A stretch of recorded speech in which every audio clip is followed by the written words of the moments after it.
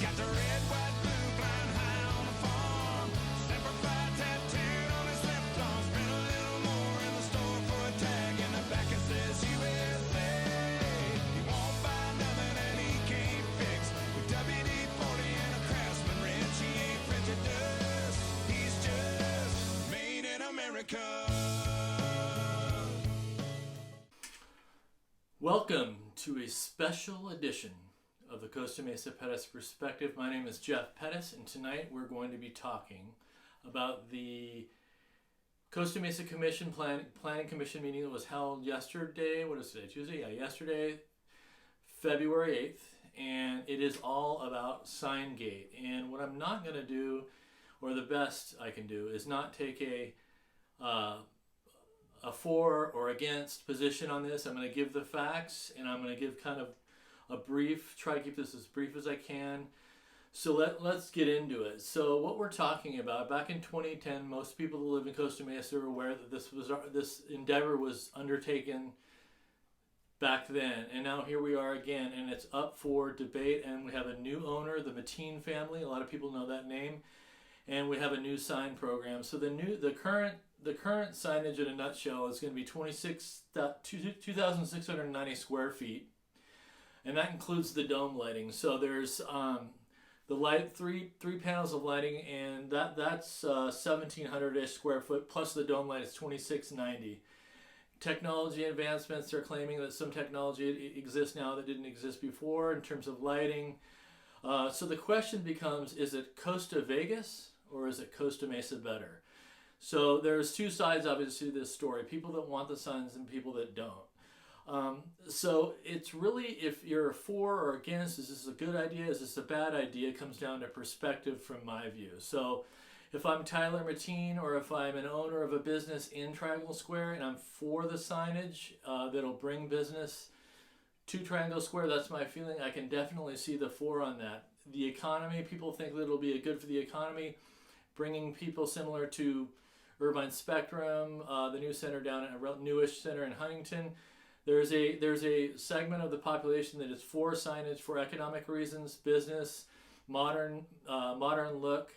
That's one perspective. The other perspective is going to be citizens. A large part of the citizenry thinks it's going to be unsafe, unsightly, a distraction to traffic, adding traffic, hurting traffic, and that's a perspective that is valid as well. So what I'm telling you is there are a lot of different opinions out there, and they're all valid. I think it just depends on your vantage point.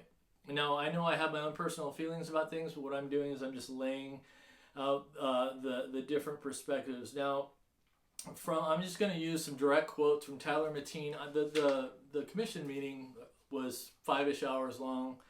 A lot was said. I don't want to get into the weeds. There was a lot of recommendations, a lot of questions from the commission. But from an economic perspective, this is not meant to be controversial, even though it will be.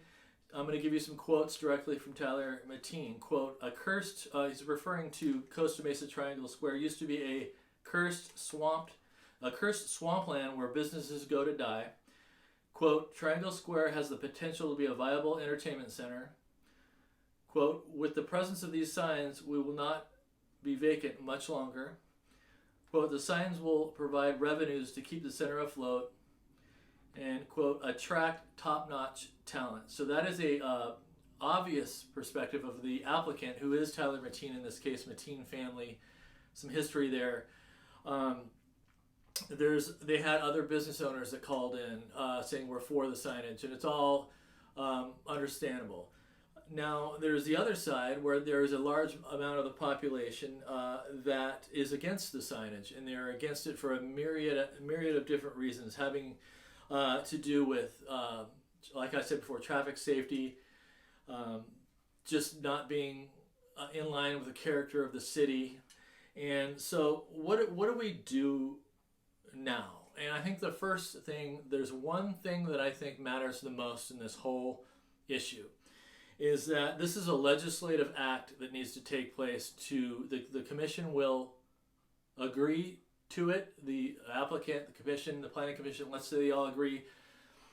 The next step to get it approved is the city council it must be adopted by ordinance by the city council, and that's the important piece here. And why do I say that? Because, for example, what if a citizen feels the signs violate zoning code CMMC 13-112, which is zoning code currently in place? That a very valid argument would be that the signs violate this code. What do we do about it? You can call the commission, like a lot of folks did, call the planning meetings. But I think from all that I've watched in these city council meetings and all the people that I've talked to, I think that there's one thing that will matter the most. If you're a citizen or if you're a business person, or if you're in the community for or against the signage, this new sign, then it's the decision makers that need to be influenced. And the decision makers, the final decision makers, are the city council, current city council. And I know for a fact that a lot of people, you've heard in the past, I don't know, when people talk about it at the national level, hey, call your congressman, write your congressman. Most of us, rightfully so, think it's not going to do much, right? In this case, at the local level, I've seen it. They are moved by emails, phone calls. If enough citizens call individual council members, they can be moved. I'm not saying that it's going to move the decision, but I think out of any act that a normal average citizen can take, it would be to email, call regularly, as well as call during the council meetings, but privately email them and fill their email box with your reasons and who you are and why you want this not to go through. Now, a lot of people that are watching this already know what district they're in. They already know who their council member is. But what I want to do is for the people that don't know, I'm going to go ahead and tell you who yours are real quick.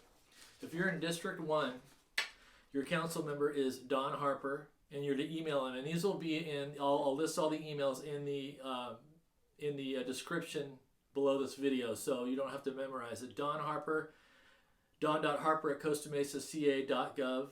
He's District 1. If you live, the district includes Mesa Verde, Upper and Lower Birds, State Streets, Wimbledon Village, and South Coast Collection. That's Don Harper. If you live in that area, you need to email him.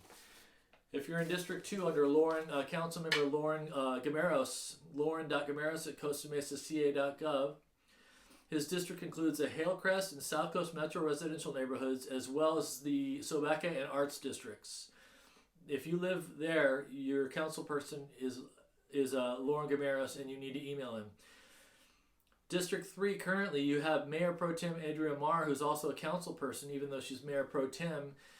She is if you're in District 3, including College Park and Mesa Del Mar neighborhoods, as well as portions of the Upper East Side, your council person is Mayor Pro Tem Andrea Marr. You need to email her, call her.